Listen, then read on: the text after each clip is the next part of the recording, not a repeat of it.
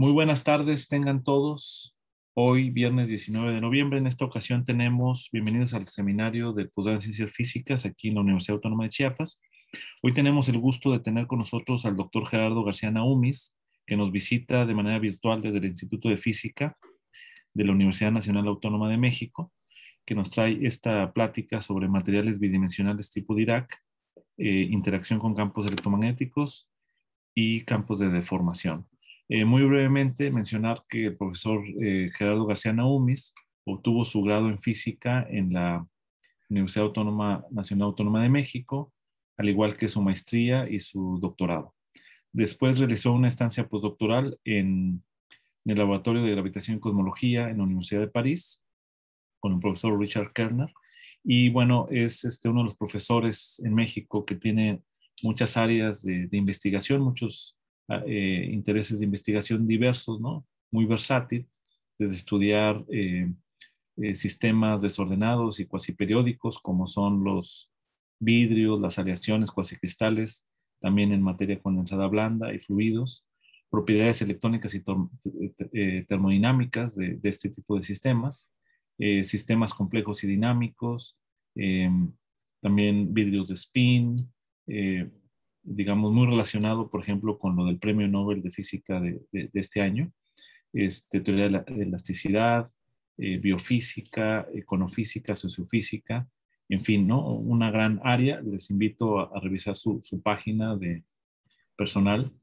Tiene ahí muchos de los artículos, muchos de los resultados. Y pues es un gusto tenerte aquí, Gerardo. Bienvenido y pues muchas gracias. No, al Adelante. contrario, muchas gracias, Pablo. Y este, y pues muchas gracias por la invitación y pues una lástima no poder estar por allá. Sí, pues sí. Me encanta ir. Bueno, a toda la gente de la Ciudad de México le encanta ir a Chiapas. Sí, sí, sí. Se come muy rico y se lo pasan muy bien, muy bonitos paisajes. Bueno, entonces, y si tienen alguna pregunta o algo, por favor, con toda confianza para que no. Pero bueno, entonces yo voy a platicar un poquito sobre materiales bidimensionales tipo Dirac y el trabajo que hemos estado haciendo en los últimos años sobre interacciones con campos electromagnéticos, especialmente tratando de usar métodos que no sean teoría de perturbaciones, que es lo que hace la mayor parte de la gente. Y además esto tiene la ventaja de que podemos estudiar campos de deformación, es decir, qué sucede cuando deformamos los materiales, lo cual tiene bastante importancia tecnológica. Vamos a ver que realmente pueden tratarse como campos electromagnéticos. Y esto también voy a hablar un poquito de lo que son deformaciones en el espacio-tiempo, ¿no? Bueno, entonces, sin más, bueno, ya yo trabajo en el Departamento de Sistemas Complejos del Instituto de Física de la Ciudad de México, al sur de la ciudad, justamente enfrente del Metro CEU. Y déjenme, uy, se bloquea aquí, quién sabe qué pasa. Espérenme tantito, porque ya. Como seguramente no me va a dar tiempo de decirlo, prefiero decirlo una vez que, bueno, tenemos varios estudiantes que se han graduado de toda la República Mexicana. Desde luego, estábamos platicando de Abdiel. Abdiel es un estudiante de licenciatura que vino a hacer conmigo unas estancias de verano, 1 o 2 semanas, y que le ha ido muy bien y que ahorita está a punto de sacar ya su maestría y entrar al doctorado. Y bueno, tenemos colaboraciones con gente de todo el país, ¿no? Realmente desde Chiapas hasta Baja California. Y bueno, y déjenme, les voy a hacer más o menos un breve resumen de lo que vamos a ver. Vamos a ver materiales bidimensionales, por qué son importantes, por qué son importantes estudiar las deformaciones y los campos electromagnéticos y cómo afectan las propiedades electro-ópticas de los materiales. Luego quiero hablar un poquito de esto que les decía, de cuando tenemos interacciones con campos que tienen dependencia espacio-temporal periódica. Entonces son periódicas en el espacio-tiempo. Generalmente en física estudiamos o perturbaciones periódicas en el tiempo o perturbaciones periódicas en el espacio. ¿Cómo podemos combinar los dos? Y si me da tiempo voy a hablar de fases topológicas en sistemas que están, digamos, que están perturbados temporalmente por un campo externo, ¿no? Porque esto realmente engloba los temas anteriores. Bueno, entonces, sin más, déjenme empezar que, como saben, el grafeno es un material que se descubrió en el 2004, es el primer ejemplo de material bidimensional, es una monocapa de átomos de carbono y se descubrió eh, tomando grafito, que es el material que se utiliza en la punta de los lápices, y despegándoles. ¿Y por qué es importante? Bueno, porque se pensaba o había un teorema de la física teórica que decía que no se podía tener un material ordenado a temperatura diferente de cero en dimensiones menores a 3. Y como ningún material puede estar a temperatura cero, eso lo que decía es que era imposible tener materiales que tuvieran orden con una dimensionalidad 1 o 2, porque el efecto del desorden térmico es demasiado fuerte y eso se veía como una imposibilidad. Sin embargo, eventualmente esto mostró que sí se pueden tener materiales ordenados en 2 dimensiones y entonces violaba esta predicción. Y la razón, digamos, que se le puede dar la vuelta a este teorema es que hay que pensar que el grafeno es como una membrana que es cuasi bidimensional y que está oscilando. Y desde luego todo esto, como vamos a platicar un poquito, ha traído muchísima física nueva en el estado sólido. En particular, hay mucho interés, de hecho, Pavel es de los pioneros en ese sentido en México, de que se pueden describir a los electrones en estos materiales usando ecuaciones efectivas cuánticas relativistas. En este caso estamos pensando en la ecuación de Dirac. Existen longitudes de coherencia cuánticas enormes a temperatura ambiente, es decir, podemos ver estos efectos cuánticos. Aparecen nuevos tipos de efectos, digamos, algo llamado efecto Hall cuántico, que es diferente, y se pueden hacer, dada esta analogía con ecuaciones cuánticas relativistas, se pueden hacer sistemas que en principio es muy difícil hacerlos en un laboratorio y que sin embargo se pueden hacer análogos de manera sencilla en un laboratorio, en un laboratorio es relativamente barato. Estamos hablando de que, por ejemplo, hay gente que ha propuesto gravitación emergente, radiación de Hawking, etcétera, en estos sistemas bidimensionales utilizando la analogía con estos sistemas cuánticos relativistas. Y desde luego existe una conexión que vamos a hablar de los aislantes topológicos, que fue el Nobel 2016.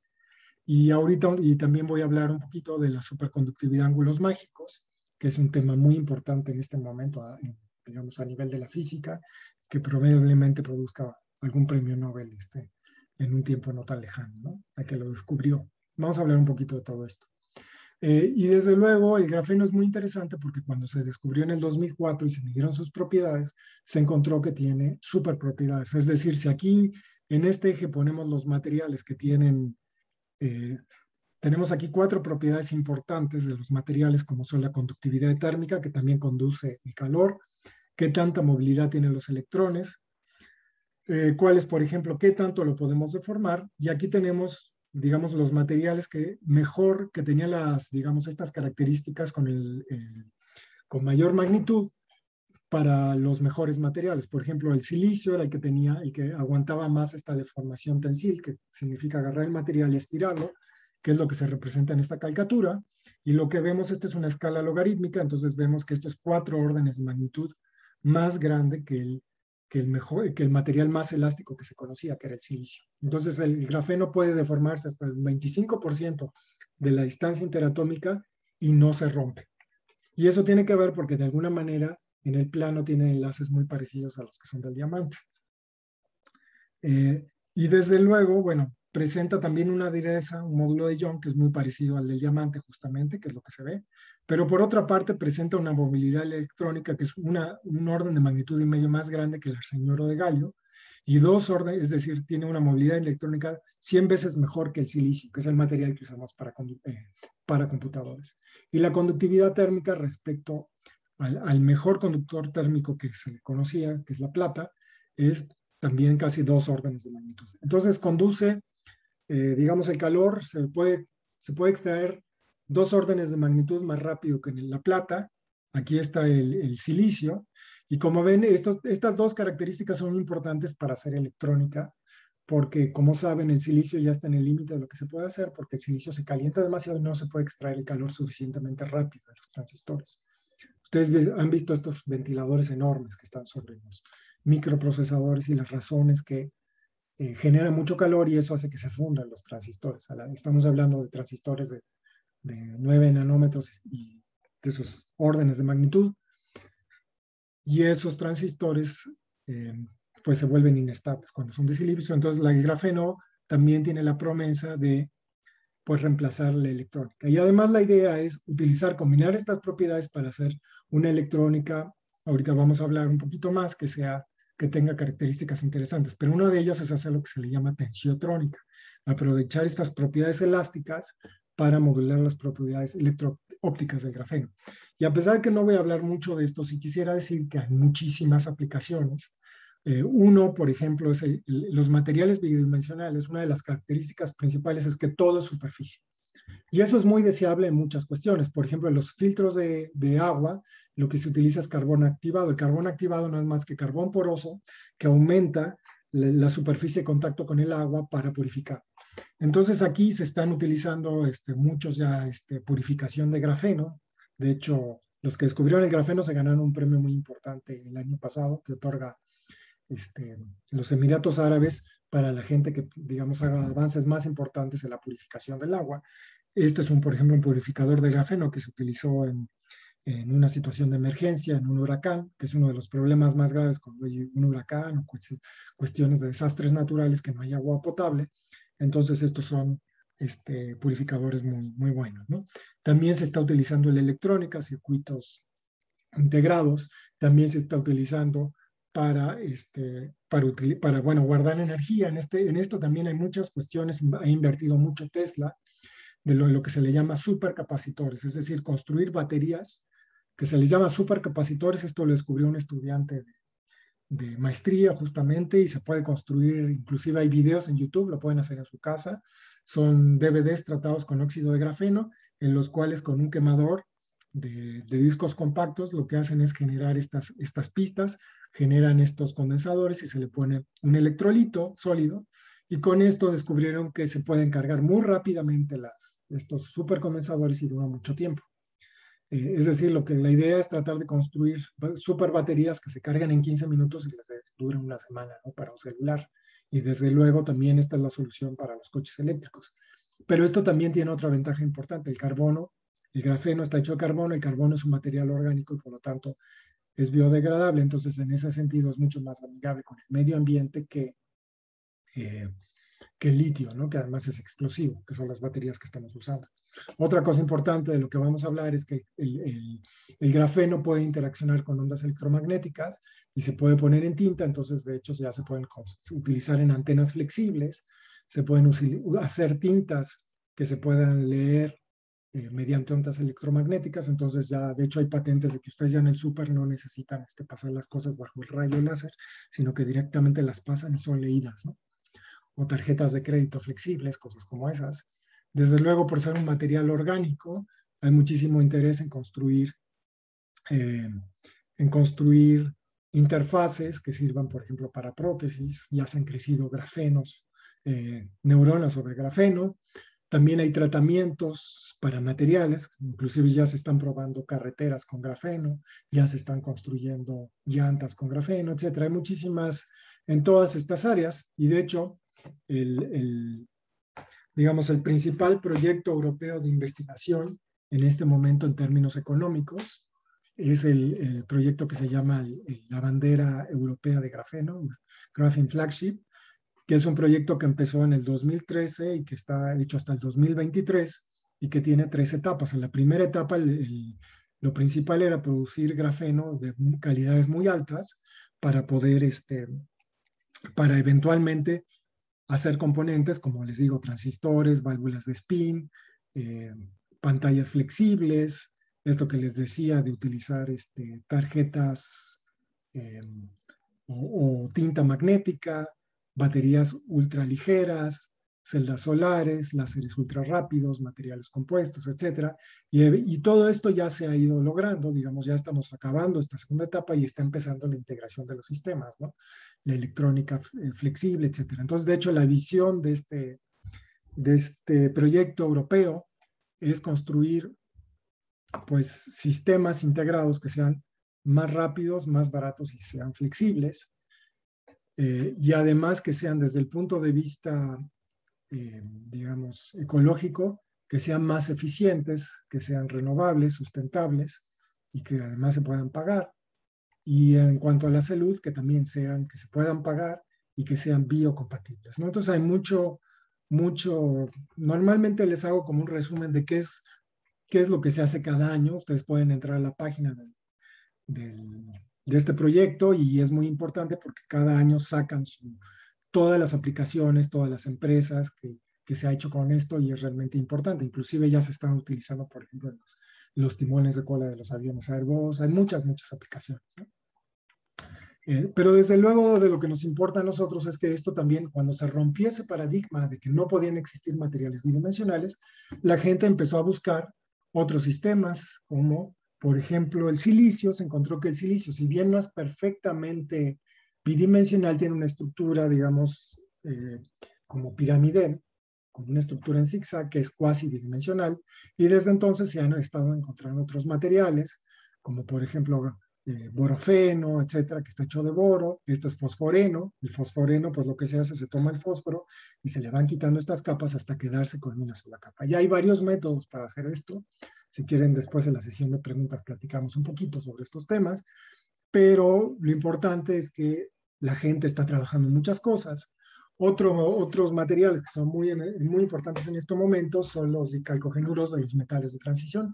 Aquí se toman un elemento, un calcogenoide del grupo 6 de la tabla periódica, como puede ser el azufre, el selenio, el telerio, lo combinan con metales de transición, titanio, hierro, cobalto, níquel, y forman esta clase de estructuras que están aquí, que también no son bidimensionales, pero son casi bidimensionales. Y lo importante de esto es que pueden construir o pueden lograr materiales que casi tienen la propiedad que ustedes quieran. Pueden ser semiconductores, ferromagnéticos, metales no magnéticos, cosas como esa. Entonces abre todo a una nueva era y desde luego esto abre muchas otras cuestiones, que esta es que esta es una transparencia que todo el mundo pone, que es lo que se le llama la ingeniería de materiales bidimensionales. La idea es combinar muchas capas como si fueran legos, que van poniendo una sobre otra de tal manera que ustedes puedan eh, pues diseñar materiales para las propiedades o para un uso determinado. Entonces, esa es la idea de la ingeniería de materiales.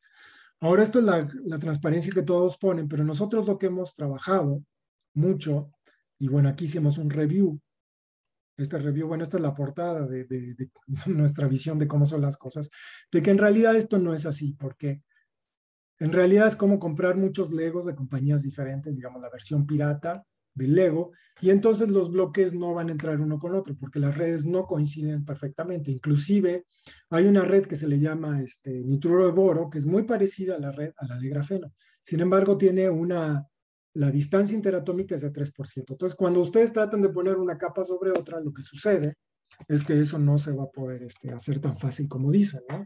Entonces, desde ese punto de vista, eso introduce deformaciones en la red de grafeno y en el material que está abajo, y eso pues le va a modificar las propiedades. Y se los puede modificar dramáticamente o no, dependiendo de la interacción con el sustrato, dependiendo de la interacción eh, con el sustrato, la geometría, etc. Vamos a ver todos esos factores cómo se tratan, ¿no? Y lo interesante de esto es que este problema es análogo a tener grafeno bajo un campo electromagnético. Y es un poco de lo que les quiero convencer el día de hoy, ¿no? Entonces, bueno, si no hay preguntas o algo, pasaría un poquito a hablar de las propiedades electrónicas de lo que es el grafeno. Entonces, estas dos transparencias son un poco para que entendamos de dónde vienen las ecuaciones cuánticas relativistas en grafeno y cómo se llega a ellas, ¿sí? Entonces, lo primero que tenemos que ver es la estructura del grafeno. Bueno, la estructura del grafeno es lo que se le llama una red de panal de abejas. Es exactamente los átomos de carbono se ponen en una red de panal de abeja. Ahora, esto no es lo que se le llama una red de Bravais. Una red de Bravais significa que ustedes pueden obtener todos los sitios mediante una combinación lineal de dos vectores. Y se dan cuenta que eso pues no se puede aquí porque eso les generaría una red romboidal. Y eso se debe a que existen dos tipos de, digamos, los carbonos. Hay dos sitios diferentes en esta red. Si yo me paro en el sitio rojo, pues veo que hacia la izquierda no tengo un palito, mientras que a la derecha sí. Y si me paro en uno verde, veo que tengo un palito hacia el lado izquierdo, pero no hacia este lado. Entonces, en esta red, digamos, hay dos tipos de sitios, los verdes y los rojos. Y entonces esta red se puede separar en dos subredes, digamos, la red de sitios verdes y la red de sitios rojos. Y esas son dos redes que se les llama bipartita. Esta red se le llama bipartita porque se dan cuenta que si yo estoy en un sitio rojo, pues solo voy a poder, mi vecino siempre es verde, ¿no?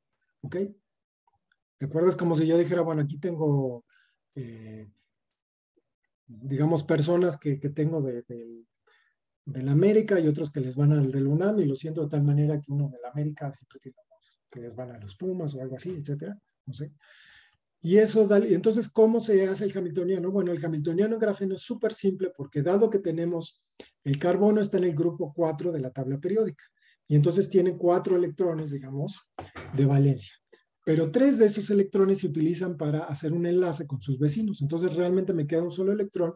Entonces el hamiltoniano puede describirse mediante un solo electrón y entonces se describe mediante, se utiliza algo llamado amarre fuerte que dicen, bueno, que lo único que se hace es decir, bueno, existe cierta probabilidad de que un electrón salte de un sitio a otro y esto le asociamos una energía y lo que hacemos es construir una matriz que se le llama de amarre fuerte, que básicamente es una matriz de conexiones.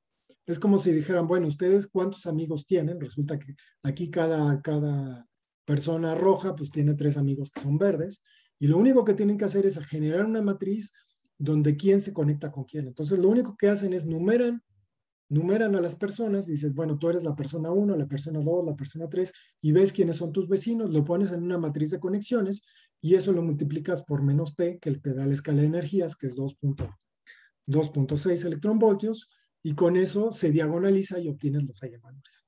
Por cierto, esta red se puede generar y para demostrar este punto, esto yo lo hice con un caleidoscopio y un teléfono celular en mi casa. Si ustedes agarran un telescopio trigonal, si lo hacen, pues van a ver una red hexagonal, pero si hacen que uno de los bordes tenga más luz que el otro, que es lo que hago aquí, se dan cuenta que este borde tiene menos luz que esto. Entonces ya diferencio un sitio del otro y produzco, si exagero el efecto, se ve esta red hexagonal. Entonces lo único que hice fue poner un caleidoscopio triangular, lo puse sobre una silla, lo incliné tantito el borde de abajo para que entrara más luz de un vértice que del otro y le tomé una foto con el celular y ya le sale la red de grafeno. Y eso ilustra bastante bien cómo se genera esta red, ¿no? Es un experimento súper sencillo que hacen en un minuto en su casa para ver que esto es cierto que estoy diciendo aquí. Bueno, y cuando hacen esto obtienen la relación entre la energía y el momento de los electrones, que se le llama relación de dispersión. Ahora, como el grafeno es, digamos, como dije, tiene un solo electrón, pero los electrones están en un estado que está, digamos, donde caben 2 electrones, esta relación de dispersión está medio llena. Entonces resulta que la mitad de estos estados están llenos hasta este punto que están aquí y la mitad vacía. Bueno, pues resulta que la relación entre energía y momento en esta región, que se le llama, bueno, que es donde está el electrón, los electrones más energéticos en el material que se le llama la energía de Fermi, estos electrones son los que más importan para las propiedades electrónicas y ópticas de un material. Es decir, no me importan los electrones que están aquí con velocidades más bajas, sino lo que me importan son los que tienen velocidades más altas. Y eso determina todas las propiedades ópticas y electrónicas del material. De hecho, lo único que me interesa es ver simplemente en una región de orden KT, donde KT es, esto tiene que ver con la distribución de Fermi-Dirac alrededor de estos valores. Entonces, resulta que si yo veo cómo se comporta la energía respecto al momento, lo que se ve es que existe esta relación. La relación entre energía y momento es una velocidad multiplicada por la norma de este vector, y esto define un cono. Pero si ahora miramos la ecuación más famosa de la física, que es esta, que es la ecuación entre energía, momento y masa que produjo Einstein, es esta ecuación. ¿Por qué digo que es la más famosa? Bueno, porque si ustedes tienen partículas en reposo y hacen la P igual a 0, les queda que la energía es m por c cuadrada, que es la fórmula pues, que todo el mundo conoce. Se suben al metro y le preguntan a qué es igual E y les van a decir mc cuadrada, ¿no? Si ahora, pero en cambio, si tienen fotones, la masa es 0 y lo que tienen es que E es proporcional a P por C. Entonces se dan cuenta que es una relación exactamente análoga a tener fotones, nada más que se reemplaza C por la velocidad de los electrones. Y de hecho en el grafeno la velocidad de los electrones es aproximadamente una 300ª parte de la velocidad de la luz. Entonces, lo importante de esto es que me lleva al hecho de que si yo quiero describir a los electrones que están más energéticos o los que me importan para describir las propiedades electrónicas en el grafeno, lo que necesito es una ecuación que me describa partículas ultrarrelativistas. Pero ahora aquí estamos hablando de fermiones, no de bosones. Entonces eso necesito utilizar una ecuación que tenga spin, pero que al mismo tiempo sea una ecuación ultrarrelativista.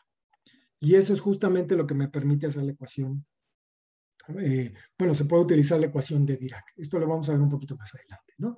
Pero ahora lo que nos ha interesado a nosotros es estudiar qué pasa cuando deformamos, por ejemplo, grafeno. Y eso puede tener efectos muy dramáticos en las propiedades electrónicas. Y para que me entiendan, les voy a poner una caricatura que tenemos en este artículo que hicimos el 2017. Entonces, si ustedes, nada más déjenme decirles una cosa, si ustedes se toman, digamos, aquí vive el eje de la energía y aquí tenemos los estados accesibles a un electrón. Los estados accesibles al electrón, pues es la dirección y la velocidad que traen en el momento. Si nosotros hacemos cortes transversales y vemos cuántos de esos estados caen aquí, obtenemos esto, que esta es la densidad de estados del grafeno, ¿no? Entonces vemos que aquí, cerca de esto que se le llama icono de Dirac, la densidad de estados de hecho es lineal. Y esto es muy importante en todas las propiedades electrónicas y ópticas maravillosas del grafeno.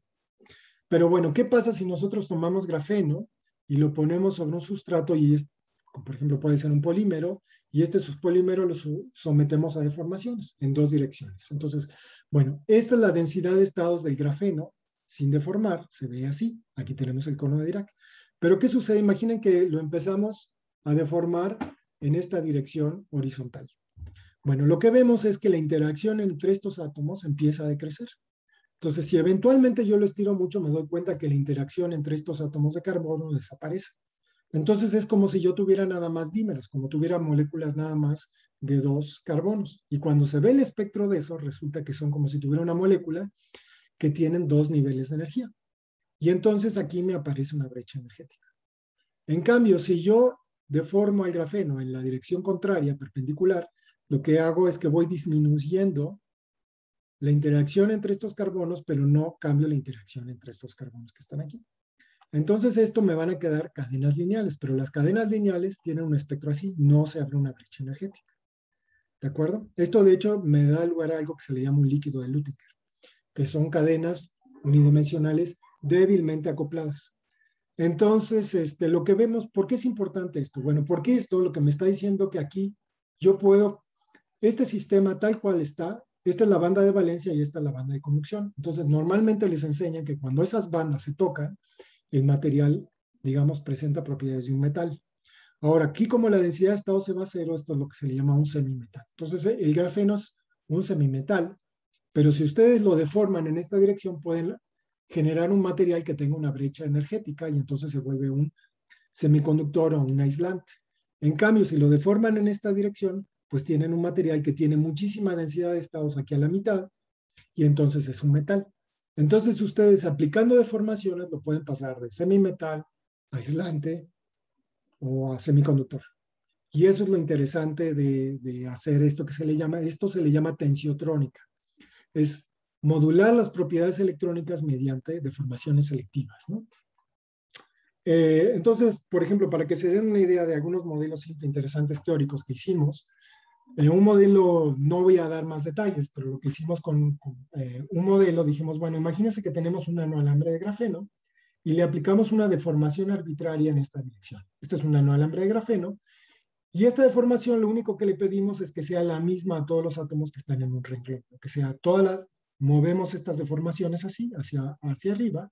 ¿Y cómo se hace esto? Pues lo que hacemos es modificar las interacciones. Pero lo interesante de esta deformación que propusimos es que al mantener la simetría en esta dirección podemos proponer una solución separable, que sea una dirección, que sean ondas planas en esta dirección y una función que dependa del sitio en esta dirección que es de la deformación. Entonces lo interesante es que poner esta solución en este hamiltoniano logramos llegar a un sistema unidimensional. Este sistema unidimensional es una cadena donde los enlaces están modulados. Y la deformación puede ser como se les dé la gana, puede ser una deformación aleatoria, puede ser periódica, puede ser una deformación gaussiana. Y eso es interesante porque hay varias personas que pueden hacer este tipo de deformación. Para que me entiendan cómo es una deformación así, pues una deformación así es como agarrar una hoja y hacer una deformación de este estilo, que es una deformación como que es un túnel, que es la misma en toda esta dirección, ¿sale? En toda esta dirección la deformación es la misma, pero si la veo en la deformación perpendicular, pues es cierta. A ver, déjame ver. Ahí ven que en esta dirección que está aquí, pues la dirección, esto pues no es periódico, no es lo mismo aquí la deformación que la cresta. Sin embargo, si lo veo aquí en esta dirección, pues sí se ve lo mismo. Y eso es exactamente lo que estamos pensando, que la hoja está como corrugada. ¿De acuerdo? Este tipo de deformación se les llama folding, ¿no? Pero se pueden hacer experimentalmente, se han hecho, ¿no? Lo interesante es que esto denme el perfil que se les dé la gana y con este método les podemos producir una ecuación efectiva en una dimensión. Y lo interesante de una ecuación efectiva en una dimensión es que se puede resolver primero numéricamente el sistema hasta el tamaño que se les dé su gana, pero lo interesante es que aparece una analogía con el campo electromagnético, es decir, pero bueno, antes de eso vamos a ver qué pasa si ponemos, por ejemplo, una deformación periódica. Entonces, si ponemos una deformación periódica y vemos la densidad de estados, lo que aparece, bueno, si el sistema no está deformado, pues aparece la densidad de estados del grafeno, que es un semimetal, pero si lo deformamos con cierta periodicidad en el sustrato, resulta que nos aparece un pico enorme aquí en el centro, en la energía de Fermi. Como hay muchos estados aquí, el sistema se vuelve metálico. Y si le ponemos un sustrato, que es un sustrato que, por ejemplo, es del tipo del nitruro de boro, nos aparece este, este es un semiconductor, no un semimetal. De hecho, está mal, esto es un semiconductor. ¿Sale? Entonces, lo interesante, esto es muy interesante porque esto es una banda plana. Y ahorita voy a ver que, de hecho, esto es muy interesante porque lo hicimos en el 2014, este trabajo. Y en ese mismo momento la gente estaba encontrando bandas planas. Y esto ha sido muy importante. Van a ver que inclusive tiene que ver con el posible premio Nobel que se va a dar probablemente. Entonces déjenme que les platico un poco de esto. Pero una cosa interesante que estudiamos aquí es que cuando hicimos la ecuación efectiva que se obtiene, esta que está aquí, tiene la misma forma que tiene cuando ustedes toman un cristal y le ponen un campo magnético constante. Y eso les da lugar a algo llamado el efecto Hall cuántico. Esta ecuación tiene la misma forma, ¿no? Y hay una razón profunda para eso. Luego lo vamos a ver, pero una de las cosas interesantes es que si uno entonces estudiamos la longitud de onda de la deformación y estudiamos el espectro, y si ponemos aquí la conductividad electrónica, que esto es básicamente la conductividad electrónica del material, lo que aparece un fractal, ¿no?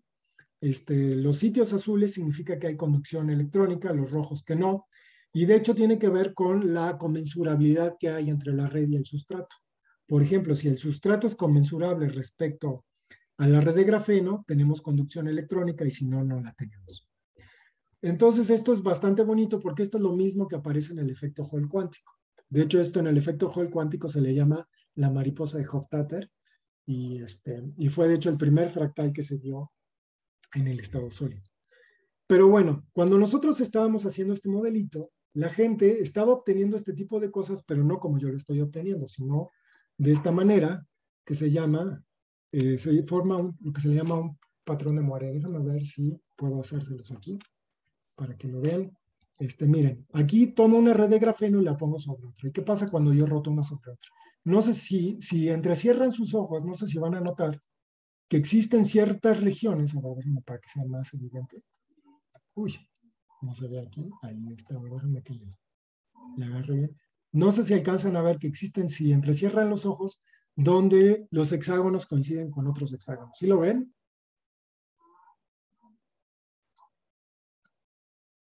No sé si, bueno, no. Sí, sí se ve, sí se ve. ¿Sí lo ven? Sí.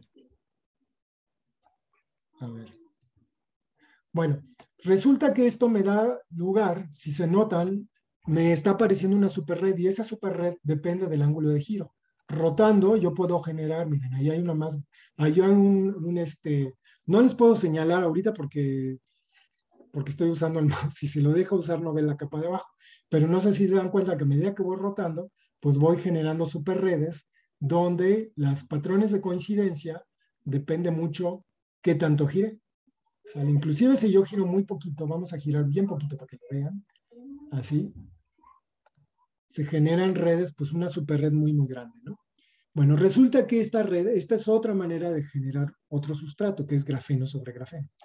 Entonces, de hecho, la gente, cuando nosotros estábamos trabajando de esto, déjenme que les ponga aquí, inclusive nos escribió Jaime Novoselov, que estaban haciendo este trabajo, que les gustó nuestro trabajo, porque de hecho dijeron, esta es una versión simplificada de lo que estamos haciendo nosotros. Ok, y esto, uy, me fui hasta el principio, pero bueno, discúlpenme, se lo voy a tener que decir, pero bueno, esto es lo que hicieron ellos, lo que hicieron fue poner grafeno sobre grafeno, y lo que hicieron fue encontrar, digamos, la conductividad y encontraron que en efecto podían medir ese patrón fractal que nosotros les mostramos. Y bueno, y entonces, y hasta ahí quedó la cosa bastante interesante, pero la gente siguió trabajando en esto. Y una de las cosas interesantes es que cuando la gente estaba haciendo esto, encontraron que a ciertos ángulos de rotación les aparecía esta banda plana que nos aparece a nosotros. Nosotros, como le entendíamos muy bien, no la pelamos mucho, pero un profesor que se llama Alan McDonald de la Universidad de Texas dijo, bueno, es que esto es una banda plana. Cuando esta es una banda plana significa que los electrones están muy localizados.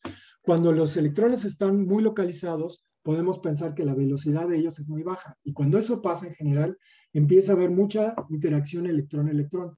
Y cuando hay mucha interacción electrón-electrón, generalmente puede aparecer superconductividad.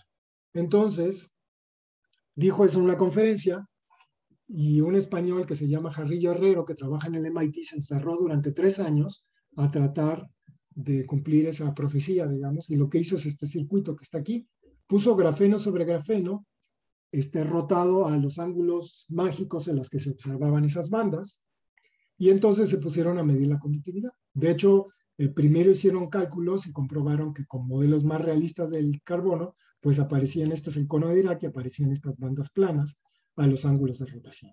Y la sorpresa fue que cuando giraban, esta es la conductividad, la resistencia, perdón, en función de la temperatura, y lo que veían es que la resistencia se iba a cero en los ángulos predichos, ¿no? Y esta es la relación, bueno, de voltaje y corriente que les permite sacar la resistencia.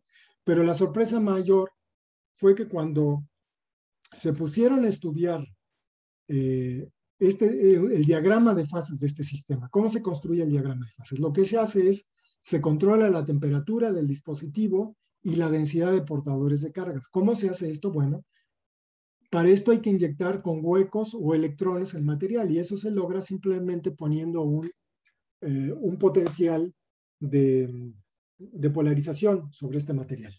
Y la sorpresa fue, y entonces pues construyeron este diagrama de fases. Dijeron, bueno, a una concentración baja de portadores de carga, pero a una temperatura alta tenemos un metal, aquí tenemos un metal, y aquí encontraron un aislante. Y encontraron un tipo de aislante muy especial que se le llama aislante de Mott, que se debe a las correlaciones electrón-electrón. Y cuando ustedes empiezan a bajar la temperatura, eventualmente se forma aquí este domo superconductor de los dos lados.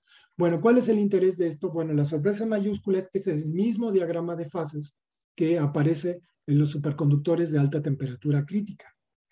Pero hay una diferencia muy importante. Bueno, primero esos se descubrieron en los años 80 y todavía no se han podido entender porque son materiales muy complejos, que generalmente tienen 4 elementos, y entonces son complejos de entender. Y además, si ustedes quieren doparlos, eso en esos superconductores se utiliza haciendo diferentes concentraciones de elementos químicos. Hay que preparar diferentes muestras con diferentes concentraciones para poder medir esto. Aquí la ventaja es que puede ser el mismo dispositivo y eventualmente inclusive ya se puede girar de manera controlada in situ con un microscopio de fuerza atómica el ángulo de giro.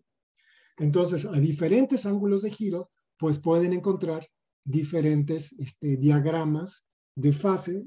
Entonces, lo importante aquí es que, dado que esos materiales que son tan complejos y que se lleva 40 años tratando de entenderse, no se ha avanzado tanto, la esperanza es que con estos sistemas tan sencillos se pueda entender. Pero todo viene de esa banda plana que nosotros no le hicimos mucho caso, pero que otras personas estaban trabajando. Entonces, bueno, como se pueden imaginar, pues seguimos trabajando mucho en esto, pero lo bonito de este modelo es que esta banda plana les da un modelo súper sencillo para trabajarla. Es mucho más sencillo que esto, por cierto, se les llama patrones de Moiré. Una manera muy bonita de hacerlo, que generalmente lo hago en las conferencias, es si ustedes toman un mosquitero y ponen otro mosquitero arriba y lo ponen sobre un proyector, les genera estos patrones de interferencia, ¿no? De manera, este, eh, y bueno, desde luego, todo esto también, eventualmente también se puede hacer lo que se le llama la electrointrónica, que es que la ecuación de Dirac ustedes reemplazan la deformación mediante un potencial electromagnético, entonces se puede demostrar que existe esta analogía entre deformaciones y ondas electromagnéticas, ¿no? Entonces, bueno, entonces ahorita eso fue un poquito la introducción de lo que hemos hecho, ahora les voy a platicar de lo que estamos haciendo ahorita. Bueno, desde luego estamos trabajando sobre el ángulo mágico, si quieren otra vez les doy ya un seminario muy especializado sobre esto, pero hemos estado trabajando, bueno, ¿qué pasa cuando ustedes modifican los materiales de Dirac? Y esto puede hacerse mediante varias maneras, ya se los dije, puede ser mediante deformaciones, que pueden ser mediante modulación espacial o mediante estas técnicas de patrones de Moiré, y esto puede generar diferentes tipos de materiales, como pueden ser estas bicapas giradas, pueden ser lo que se le llama grafeno distorsionado de Kekulé, y Kekulé es que ciertos enlaces miden más que otro en el grafeno, como pasa en los anillos de benceno. Puede ser que decoren los sistemas, puede ser que le pongan moléculas, por ejemplo, en el centro, y esto da lugar a otros tipos de grafeno, como el alfa T3, en el cual hay un polímero en el centro.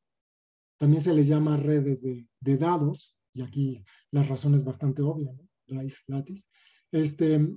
Y otros, o pueden empezar con otros tipos de materiales, por ejemplo, como el borofeno, que tienen redes de este estilo, y entonces aparecen, por ejemplo, un hamiltoniano de Dirac anisotrópico, o un material de Dirac deformado. Ahorita vamos a platicar. ¿Y qué se puede hacer con estos materiales? Por ejemplo, para calcular las propiedades electrónicas y ópticas, lo que se hace generalmente, se toma el hamiltoniano de material y se le pone una perturbación externa. Entonces, normalmente para hacer electrónica y óptica basta con hacer, pues considerar esto como una perturbación. Se hace teoría de perturbaciones a primer orden, que se le llama teoría de cubo, y se puede calcular la respuesta óptica y electrónica y calcular la conductividad óptica y electrónica, que es la teoría de respuesta lineal. También se puede utilizar otras teorías, por ejemplo, si a ustedes les interesa, digamos, la función de dieléctrica dinámica, es decir, qué pasa en función de la frecuencia, cómo blinda, por ejemplo, el material o cómo se mueven los electrones para blindar, digamos, estos campos externos, se puede utilizar, por ejemplo, la teoría de RPA, que se llama Random Phase Approximation. Pero una pregunta interesante que nosotros también empezamos a trabajar desde el 2005 en grafeno y todos estos sistemas es qué pasa si no queremos hacer esto de manera perturbativa. ¿Qué pasa si tenemos campos de luz intensos? ¿Qué pasa si tenemos campos de deformaciones muy extensos? Y esto requiere ir más allá de esta teoría de respuesta lineal. Entonces, en particular, nosotros hemos estado trabajando mucho en la teoría de floquetes. Y también hemos desarrollado un método nuevo el año pasado que se llama el método de la matriz de monodromías, que les permite hacer esto de manera, digamos, radicalmente eficiente desde el punto de vista numérico, sin utilizar un método que se le llama réplicas, pero bueno, no voy a entrar mucho en esto porque no quiero entrar, hoy me quiero concentrar en esto, ¿sale? En cómo tratar estos sistemas más allá de esto que hace la gente normalmente. ¿Y a qué me refiero a esto? Me refiero a que si ustedes, hay dos tipos de problema que nos interesan aquí. Por ejemplo, toman grafeno y el grafeno puede estar lo pueden estar deformando, o el grafeno puede estar, por ejemplo, vibrando debido a que lo ponen no sé, encima de una máquina y quieren detectar las vibraciones. El grafeno al vibrar lo que hace es puede generar, por ejemplo, una corriente, y esa corriente se puede detectar, y esa corriente pues les da idea de las vibraciones, ¿no? Esto es una clase de efecto piezoeléctrico, por ejemplo, ¿no? Un sensor de movimiento mecánico. ¿Ok? Entonces, pero esto puede ser una deformación muy violenta.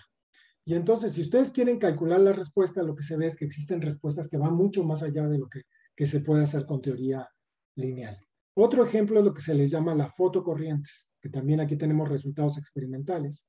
Por ejemplo, el 2017, que ustedes tienen aquí dos electrones, ponen grafeno, ponen una polarización, y lo que se ve es que cuando le aplican una onda electromagnética, pueden generar corrientes las corrientes cambian, la conductividad del sistema cambia. Lo interesante es que puede, dependiendo de la polarización de esta cuestión, que puede ser lineal, si le ponen polarización lineal, pues aparece una corriente de electrones. Si le ponen una polarización circular, aparece una corriente de huecos. Entonces, este tipo de fotocorrientes tampoco puede ser entendida totalmente utilizando esas técnicas lineales que les mostré. Y inclusive esto está muy poco entendido. Entonces, aquí entramos a otra, digamos, otro tema que es de por sí interesante, que les quiero platicar, que es, bueno, cómo tratar sistemas cuánticos, digamos, que están siendo, no quiero usar la palabra perturbación, la palabra es como que están siendo forzados, esa es la palabra, en inglés driving, ¿no? Que están siendo forzados de manera externa, ¿cómo tratarlos? En particular estoy pensando, por ejemplo, piensen en grafeno, entonces el grafeno, pues le ponemos una onda electromagnética, esta onda electromagnética es periódica en el tiempo y en el espacio. Entonces, normalmente aquí tenemos dos periodicidades. Por uno tenemos la periodicidad del material, es decir, si nosotros al material nos movemos dentro del material, este material, pues la red tiene una periodicidad espacial. Pero por otro lado, el potencial externo que yo le estoy poniendo tiene una periodicidad en el tiempo, dado por este periodo, es decir, el tiempo más el periodo, pues obtengo lo mismo, y entonces de hecho lo que tengo es una periodicidad espacio-temporal. Una manera de entenderlo mejor es que en realidad es periódica en la fase de la onda. Esta es la fase de la onda externa, tiene que traer un momento K y una frecuencia omega, y lo que estoy diciendo es que este potencial en realidad es periódico en la fase de la onda. Entonces, se trata aquí de combinar dos cosas. Por un lado, la periodicidad del material y por el otro lado, la periodicidad en la fase de la onda externa. Entonces, ¿cómo se hace eso? ¿Y cómo lo podemos hacer que no sea de manera perturbativa, ¿no?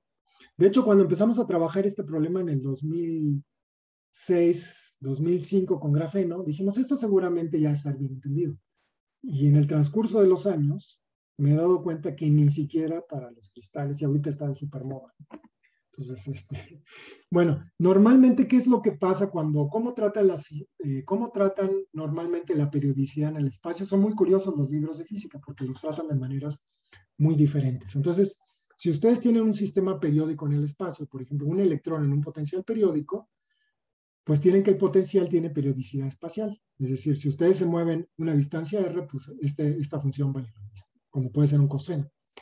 Entonces, lo que les dicen los libros de cuántica es, bueno, tómense un hamiltoniano como este, y la solución de esto es lo que se le llama el teorema de Bloch. La solución de este problema cuántico de Schrödinger es que la función de onda son ondas planas multiplicadas por una función, y esta función tiene la periodicidad de la red. Y entonces aparecen, pues, lo que se le llaman, pues, bandas, ¿no? Entonces, esto se utiliza en un sólido para mostrar que, bueno, en un gas tiene niveles energéticos discretos, pero en un sólido juntan tantos átomos que estas funciones de onda se traslapan y producen, los niveles de energía se ensanchan y producen estas bandas. Y este es el teorema de Bloch. Pero, ¿cómo se trata la teoría? ¿Qué pasa cuando tienen un sistema que es periódico en el tiempo? Normalmente lo que se hace es totalmente diferente. Dices, bueno, en este caso tienes un hamiltoniano que depende del tiempo, que tienes un hamiltoniano H0 y le estás poniendo un potencial que depende de la posición y del tiempo. Y esto se trata de manera perturbativa y se llega, por ejemplo, a la regla de oro de Fermi. ¿Sí? Pero, momento, ¿por qué aquí sí tomamos en cuenta la periodicidad usando esta teoría de bandas, teoría de Bloch, y aquí no lo hicimos? Bueno, resulta que esto también se puede hacer, y de hecho, la teoría de Bloch no es más que un caso particular de un teorema de Floquet, de que si ustedes tienen un operador del lineal y le meten una perturbación que es periódica, pues la solución siempre tiene que tener este estilo. Entonces, por ejemplo, supónganse que tenemos un potencial que nada más es periódico en el tiempo, que tiene esta periodicidad. Entonces se puede demostrar que la ecuación, tienen que ustedes usar una ecuación de Schrödinger que ya no es la estacionaria, sino que tienen que usar este operador temporal y resolver esta ecuación. Y resulta que la teoría de Floquet les dice que la función de onda va a tener esta forma. Aparece otra vez algo que es periódico en el tiempo, y aparece aquí el equivalente a ese vector K que teníamos en la teoría de Bloch, es reemplazado por algo llamado la cuasi-energía, que es básicamente una frecuencia, y luego aparecen estas funciones que se les llaman las funciones de Floquet, que son periódicas en el tiempo. ¿Sale? Entonces, esto es como hacer teoría de bandas, pero en el tiempo. Y entonces esto es un punto de vista radicalmente diferente a lo que hace la gente, que es decir, tengo una estructura estática, le pongo luz y veo cómo se modifica, pero se va a modificar poco. Aquí no, aquí lo que estoy diciendo es que las bandas se van a modificar por la periodicidad temporal. Entonces, pero esto, ¿por qué generalmente no se hace? Bueno, pues si yo considero la periodicidad temporal y espacial, el problema está en que normalmente esto no se puede resolver. De hecho, para eso inventaron los diagramas de Feynman. Normalmente, si yo quiero encontrar este problema usando teoría de perturbaciones, lo que tengo que resolver es, tengo que encontrar el operador de evolución temporal. Es decir, la función de onda dada a un tiempo t es la función de onda, digamos, en un tiempo después, se obtiene utilizando este operador de evolución temporal. Y este operador de evolución temporal es muy complicado porque involucra algo llamado el ordenamiento del tiempo y hay que construir diagramas de fase y bueno, todo un rollo bastante complicado que es muy complicado y por eso es que no se hace, ¿no? Sin embargo, les voy a mostrar varios casos particulares donde lo hemos logrado hacer y uno de ellos es el grafeno. Uh-huh. Y bueno, inclusive desarrollamos un método general que les permite hacerlo para estos sistemas. Entonces les voy a mostrar 3 ejemplos porque ya se me está acabando el tiempo, pero bueno, un método que desarrollamos en el 2008, que pensamos que en ese entonces pues nadie pensamos que mucha gente lo había hecho, pero resultó que no, como que este artículo ha ido, eh, como que poco a poco el tiempo nos ha ido mostrando que no es así. Lo que hicimos fue resolver qué pasa si tenemos grafeno y resolvemos con luz y resolvemos esto utilizando teoría de Floquet en el espacio-tiempo. ¿Y cómo lo hacemos? Pues precisamente montándonos sobre la onda, montándonos sobre la fase de la onda y lo intentamos resolver de manera exacta. Bueno, resulta que el problema es sorprendente porque a lo que llegamos es que la ecuación efectiva a la que se llega es una ecuación clásica de un péndulo paramétrico, que es la que está aquí. Si ustedes escriben la ecuación del hamiltoniano, este es, si vemos, es el hamiltoniano, es la ecuación. Si ustedes se olvidan de este término que está aquí, esto es el hamiltoniano de un péndulo clásico. Pero aparece un término de forzamiento. Entonces, este es un problema muy conocido que está descrito por una ecuación llamada la ecuación de Mach, que es la de un oscilador paramétrico. Y para que me entiendan bien, me voy a salir de esto y les voy a mostrar un video para que me lo entiendan bien. Espero que... Eh, para eso necesito que me contestes si pueden ver esta pantalla que les estoy poniendo. Se ve la pantalla de PowerPoint. Ok, entonces se ve la pantalla de PowerPoint. Entonces voy a poner el control. A ver. ¿Ahí ven en la pantalla? ¿Está? Sí, sí, ahora sí se ve. Bueno, ustedes me dicen si se ve el video. ¿Lo Sí, sí están se ve. viendo? Sí se ve, sí se ve. No sé si está compartiendo el sonido también. Creo que el sonido no. ¿El sonido no? A ver, no. A ver de...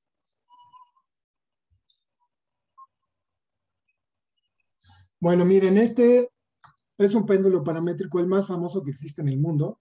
Se llama el Botafumeiro, está en la Catedral de Santiago de Compostela. Voy a ponerlo así para que lo vean mejor. Entonces, estos señores lo que van a hacer, bueno, y se junta gente, ha ido el rey de España para ver esta ceremonia, pero es el ejemplo más famoso de un péndulo paramétrico.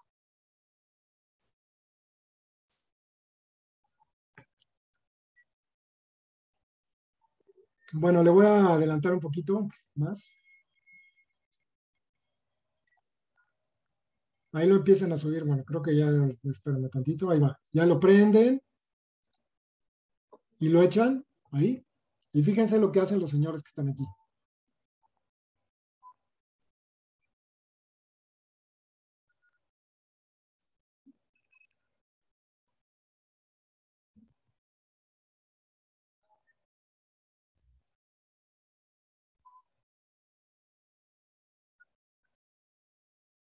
Bueno, el péndulo va ganando amplitud, ¿ve? Y lo que están haciendo es variando se le llama péndulo paramétrico. Lo que están haciendo es variando el parámetro del péndulo, que es la longitud del péndulo, y lo hacen en fase con la frecuencia natural de oscilación del sistema. ¿Sale? Bueno, supongo que ya les quedó bastante claro esto, ¿no? Bueno, entonces, stop share.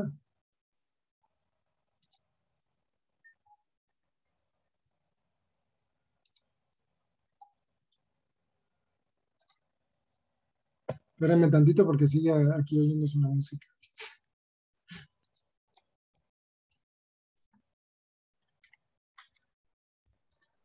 Bueno, ¿siguen viendo mis transparencias?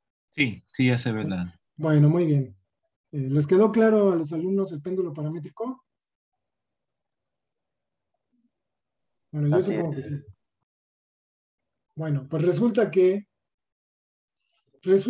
el hamiltoniano que queda cuando se hace eso es exactamente este hamiltoniano, que es el sistema que tiene una frecuencia natural dado por la ecuación de Schrödinger del electrón y lo que aparece un forzamiento externo que resulta que es la ecuación de un péndulo forzado. Y así de simple es. Y eso lo hicimos en el 2008 y lo importante es que esto nos mostró, bueno, y el espectro del sistema cuántico se vuelve el espectro de resonancias del sistema. Cuando estos señores están haciendo así, el sistema capta energía y de hecho los electrones se difractan. Entonces, con esto se pueden sacar el espectro de energías y este mismo truco utilizamos en el 2016. Usamos la analogía del campo que un campo electromagnético es igual a un campo de formaciones y un campo de formaciones en grafeno es una onda de sonido. Entonces, lo que encontramos es que si ustedes toman el espectro de este sistema y lo ponen sobre el cono de Dirac, lo que aparece bandas prohibidas, que son estas rojas, y se dan cuenta que en unas direcciones los electrones se pueden mover mientras que en otros no. Y eso lo que encontramos es que existe un enfocamiento de los electrones en cierta dirección por las ondas de sonido. Entonces, por cierto, esto además predijo de que ustedes con luz pueden volver al grafeno semiconductor. Y eso se comprobó 2 años después. Y además que aparecen efectos no lineales muy importantes. Esto todavía no se ha comprobado, ¿no? Ahora, lo interesante es que eventualmente esto nos dio a producir, nos llevamos a preguntar, bueno, entonces si empezamos a buscar en la literatura si alguien había resuelto el péndulo paramétrico cuántico. Y lo que encontramos es que nadie lo había hecho, que existían métodos aproximados y eventualmente nos llevó a producir un método basado, pero es un método basado en un álgebra para generar estos hamiltonianos en el tiempo, que se les llaman hamiltonianos efectivos. Entonces logramos resolver este problema, digamos que tiene una larga historia de no resolverse. Y bueno, esto salió, por cierto, en esta portada de esta revista, de que es un método que les permite resolver sistemas cuánticos forzados de manera cerrada, siempre y cuando puedan construir un álgebra. Pero bueno, es un método general que se los dejo planteado. Y como ya se me va a acabar el tiempo, entonces déjenme que, bueno, esto es lo que se les va a platicar. Pero ¿cómo se hace, por ejemplo, esto para grafeno? Pues digamos, lo que haría la gente para grafeno, ¿cómo se hace? ¿No? Por ejemplo, entonces empiezan con un hamiltoniano, que es un hamiltoniano de grafeno, este es el momento, esta es la velocidad de Fermi, que es el hamiltoniano que vimos antes, y lo que hace es lo que normalmente hacemos en los cursos de cuántica, es que para incluir el campo electromagnético, lo que se hace es que el momento se reemplaza por el momento menos el potencial vectorial, y esto se le llama el acoplamiento mínimo. Y lo que hace la gente normalmente es utilizar teoría de perturbaciones. Y eso entonces, bueno, se usa la teoría de perturbaciones, regla de oro de Fermi, y lo que se construye mediante este método es la transmitancia respecto a la longitud de onda del grafeno, que en este caso funciona muy bien. Es decir, esta es la transmitancia del grafeno, como ven es del 98%, es decir, de hecho el grafeno antes de que se descubriera el borofeno, resulta que era el material más transparente y además con una respuesta óptica plana, es decir, que responde casi igual a todas las frecuencias, lo cual es muy bueno. Por cierto, si ponen muchas capas, la transmitancia va bajando y esta es la teoría que obtienen con teoría de perturbaciones y esto es lo que les sale, digamos. Aquí empiezan a ver que existen otras cosas para longitudes de onda más baja y también si la potencia de la luz crece, esto deja de ser cierto, ¿no? Entonces, nuestro punto de vista, nuestro approach, digamos, a este problema es empezamos por lo mismo, pero en vez de resolver esto mediante teoría de perturbaciones, lo que hacemos es tratar de resolver esto exactamente. ¿Cómo? Pues escribimos el potencial, que es una onda que se mueve, que se propaga, que puede moverse en el plano perpendicularmente. Y la ventaja de nuestra teoría es que eh, nuestra teoría es válida para la teoría de perturbaciones se viola para campos intensos y además las soluciones no respetan la periodicidad del campo. Es decir, en realidad, cuando uno hace teoría de perturbaciones, está violando el teorema de Floquet. Las soluciones reales no tienen esa forma. Entonces aquí tenemos dos ventajas extras que no tienen esos métodos. Y entonces lo que hacemos es, bueno, esto ya más o menos se los dije, pero lo que hacemos es resolver esto utilizando dos trucos. Proponemos que la función de onda sea función de onda de la fase de la onda electromagnética plana y lo combinamos con la teoría de Floquet. Y cuando hacemos todas esas cosas, a lo que llegamos es a la ecuación que es la ecuación de Matthew, que es la ecuación, que como les digo, de un péndulo paramétrico, ¿no? Y el diagrama de estabilidad de la ecuación de Matthew es esto. Se dan cuenta que aquí tienen dos parámetros. Esta es la frecuencia natural del péndulo, la A, y esta es la frecuencia, esta es, digamos, ustedes le están metiendo un driving, en este caso de 2 veces, y esta Q les habla de qué tan fuerte es el forzamiento que están haciendo. Entonces, si ustedes ponen el forzamiento respecto a la Q, lo que se ve es que aparecen regiones de estabilidad y estas lenguas que están aquí son las regiones donde aparecen estas brechas y este es el espectro cuántico. Entonces, realmente el espectro cuántico resulta que es un diagrama de estabilidad de un péndulo pateado, que le dicen también, ¿no? También esto es lo que hacen los niños, por cierto, cuando se están columpiando. Es un columpio cuántico, si lo quieren ver así. Pero un niño que se columpia, que se está columpiando, perdón, lo que aprende es que el péndulo tiene una frecuencia natural y que cuando él o ella le mueve las piernas en fase, pues entonces el péndulo empieza a ganar la amplitud y eso es lo que está haciendo. De manera natural aprende esto, ¿no? Los niños aprenden esto, pero en este caso es importante para sacar el espectro cuántico, ¿no? Y bueno, como les dije, el resultado principal es que aparece una transición metal aislante impulsada por la LIS y que aparece una respuesta altamente no lineal de la óptica, ¿no? Y desde luego esto, bueno, es lo que les platicaba de que lo hicimos con una onda de sonido. Ustedes el truco es lo mismo, empieza con una deformación, con la deformación construyen lo que se le llama el tensor de deformaciones. Esto existe una receta para construir el campo, el potencial vectorial, se pone dentro de la ecuación de Dirac y se resuelve. Y lo interesante de esto es que hay dos casos posibles, ¿no? Este caso es diferente un poquito a la de la luz, porque la luz, la onda del driving, digamos, del forzamiento, va más rápido que los electrones. Pero aquí es al revés, la onda acústica va más lentos que los electrones. Entonces es como si tuvieran, lo pueden ver como si tuvieran un índice de refracción, porque el índice de refracción efectivo es como si tuvieran la velocidad de los electrones sobre la velocidad del sonido. Entonces, en el caso de la luz, el índice de refracción es menor que 1 y en el caso de la onda de sonido es mayor que 1. Entonces les da efectos diferentes, que es muy interesante, ¿no? Y desde luego ahora estamos trabajando, y esto les da este bonito diagrama que está aquí, ya voy a concluir, y que es el péndulo paramétrico.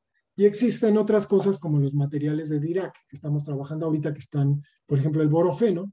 El borofeno es un material que tiene, no es exactamente como Dirac, porque tiene velocidades de propagación diferentes en diferentes ejes, y además aparece un término que se le llaman de tilting, que es como que inclina el cono. Entonces el cono de Dirac toma esta forma. Y entonces aquí aparecen nuevos efectos.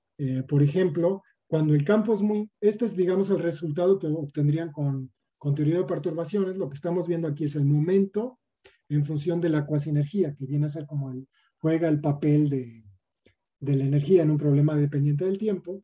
Pero lo que ven es que cuando el campo es muy intenso, aquí se genera un balón anisotrópico, y este balón anisotrópico es justamente la región donde no es válida la solución, las soluciones que normalmente lo utiliza la gente, y entonces pueden aparecer gaps y cosas como estos, efectos nuevos. Y entonces, bueno, aparecen otras cosas, pero creo que ya no voy a hablar más, porque ya se me acabó el tiempo, entonces, si aparecen más dudas, pues se los platico. Pero bueno, existe una conexión de todo esto con las fases topológicas. Entonces, como conclusión es que los sistemas forzados en 2 dimensiones, bueno, eventualmente van a llevar a cosas nuevas, como aparecen brechas energéticas, se puede hacer control cuántico con estos sistemas, y es todo un tema que inclusive no está bien entendido en materiales tridimensionales, como les digo, mi experiencia personal es que cuando empezamos a estudiar esto dijimos, ah, bueno, seguramente mucha gente lo va a saber, pero ahorita que lo vea a la distancia, ¿no? Resulta que apenas está empezando este tema. Y eso requiere nuevas herramientas que van mucho más allá de la teoría usual de perturbaciones, pero que lo interesante es que se le puede dar la vuelta, por ejemplo, a esos diagramas de Feynman y todo, y se pueden sumar todos los diagramas en estos sistemas periódicos y también se pueden producir métodos para hacerlo. Entonces, bueno, si yo le pararía aquí, porque mi idea era darles un poquito una impresión general de cómo van las cosas, ¿no? Y pues muchas gracias por su atención. Muchas gracias, Gerardo. Muy interesante tu plática. Entonces ahora pasamos a la sesión de preguntas. Adelante, jóvenes. ¿Quién se anima?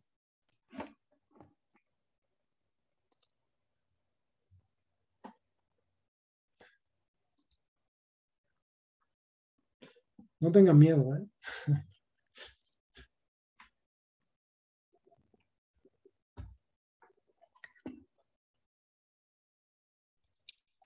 Bueno, en lo que se van animando, déjame hacerte unas preguntas. Ok.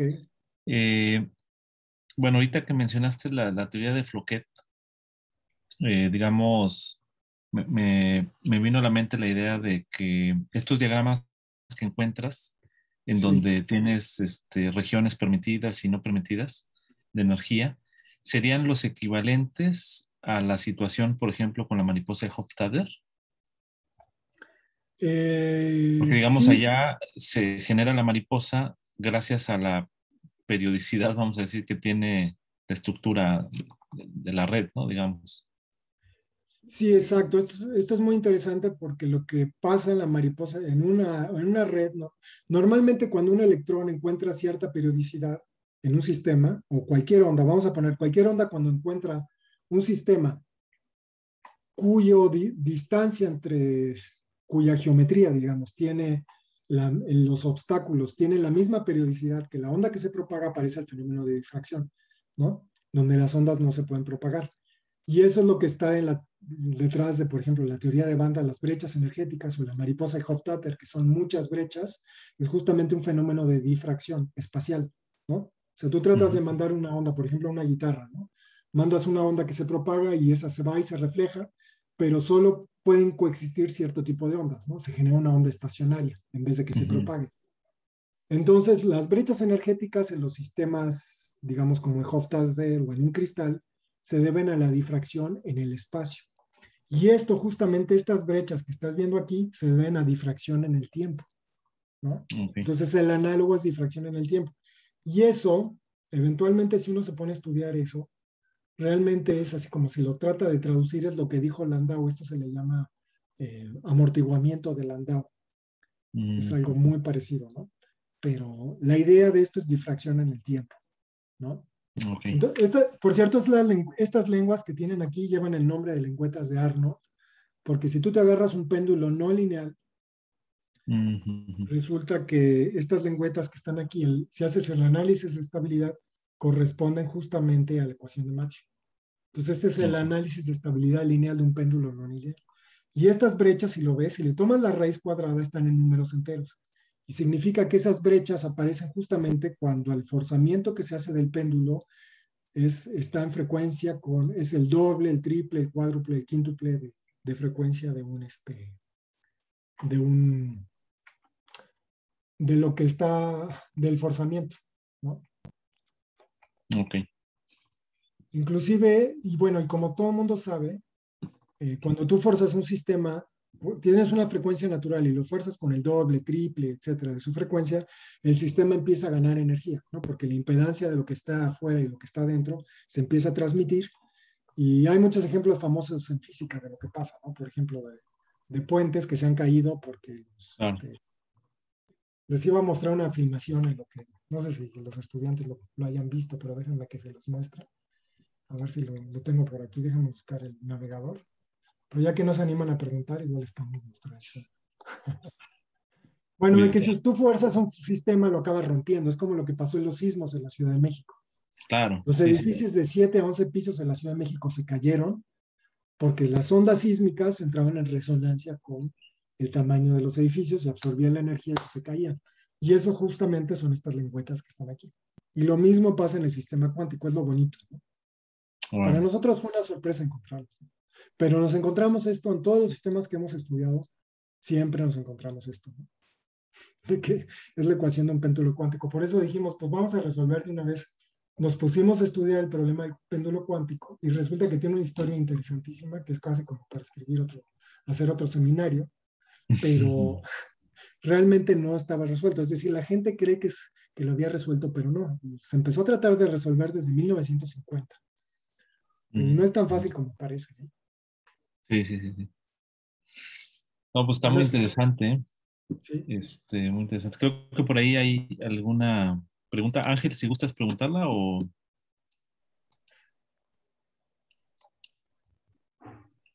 Bueno, hay una Tengo pregunta. 2% de batería, pero bueno, Adelante. mi duda era cómo se introducen en las ecuaciones las perturbaciones espaciales y temporales al mismo tiempo. Bueno, es que como lo es, o sea, al mismo tiempo O de se, o se meten las dos, la parte temporal más la parte espacial, o no, cómo. metemos las dos. Aquí, cuando hacemos esto, por ejemplo, en el grafeno, lo que estás metiendo aquí, estás metiendo la periodicidad espacio-temporal de la onda, que es la fase de la onda, Ujú. ¿sí? Y por el otro lado, en el hamiltoniano, este P, el hecho de que escribas esto, ya estás diciendo que el material es periódico. Entonces lo tienes que hacer todo al mismo tiempo, si no, no te sale. Lo que yo digo es que lo que hace normalmente la gente es una especie de Frankenstein. Se agarra la periodicidad en el espacio del material, se agarra la periodicidad en el tiempo de la onda, pero las trata como de maneras diferentes. Y yo lo que estoy diciendo es que hay que meterlo todo junto en la olla para que salga bien el pastel, porque si no, las soluciones no tienen la forma que deberían de tener, ¿no? Es como en todo, ¿no? Siempre tratamos de unir las teorías, ¿no? Por separado. Y Obviamente tal esto, vez, sí. y tal vez están todas juntas, Bueno, es pero que es una de las ¿cómo? cosas complicadas del método de Fouquet. Es cuando tú quieres recuperar los resultados perturbativos, a nosotros nos ha llevado años entender eso, 3, 4 años entenderlo bien, ¿no? Inclusive ahorita estamos escribiendo un artículo sobre eso, ¿no? Así como, ¿cuál es la conexión también con lo que se le llama fases topológicas? Porque hay una conexión con eso. O sea, tú debes de poder recuperar todos los resultados que conoce la gente de lo que tú estás haciendo, porque tu teoría es más general, ¿sí? Pero cómo recuperarlo es como, pues no sé, como si resuelves, no sé, la gravitación del sistema solar y luego quieres recuperar todas las leyes, digamos, todo lo que sacarías con Newton, ¿no? Entonces no es tan trivial como parece. Requiere cierto callo, digámoslo así.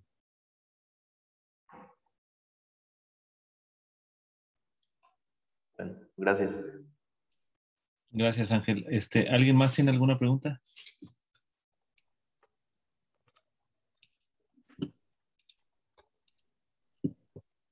Pues miren, eh, bueno, no, nada.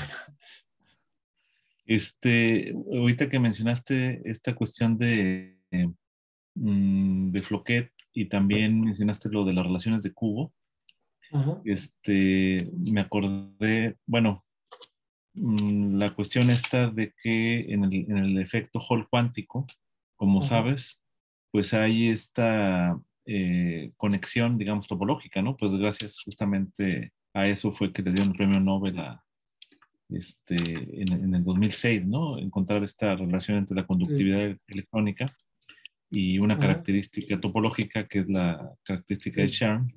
sí. En este caso no existirá algo análogo, o sea, digamos que se pueda construir, o sea, ahí en ese contexto, uno lo que hace hasta donde entiendo es, lo puedes relacionar con la fase de Berry, ¿no? Sí, Y puedes definir un espacio geométrico en donde asocias un tensor de curvatura abstracto en el espacio de Hilbert. exacto. La pregunta es si se pudiera hacer análogo ahora para la parte temporal o si sabes algo al respecto. Bueno, eso es justamente lo que estamos haciendo ahorita, justamente con el grafeno. Estamos acabando un trabajo de esto. No hemos, ¿por qué? Porque desde luego, el chiste aquí es que con este método nosotros tenemos una manera de conocer toda la solución. Por lo tanto, la fase de Berry está ahí metida, ¿no? Entonces, una de las primeras preguntas es cómo reconstruye la fase de Berry y lo de la fórmula de cubo que todo el mundo conoce, ¿no? Esa es la primera parte.